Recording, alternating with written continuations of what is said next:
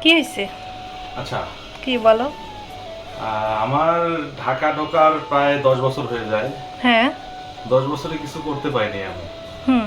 তো আজকে আপনাদের একটা সুসংবাদ দেব। কি সুসংবাদ? আজকে আপনাদের আশীর্বাদে, আজকে সবার আশীর্বাদে আমি ঢাকা শহরের বুকে মাটি কিনতে পেরেছি। ওরে বাবা!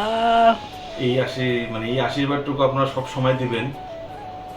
তো আসলে আমি আবেগে, মানে এমন একটা অবস্থা হয়ে গেছে আমার, বুঝাইতে পারবো না। তো আসলে এই মাটির আবার একটা ব্যাপার আছে, এই মাটির বিশেষ গুণ আছে।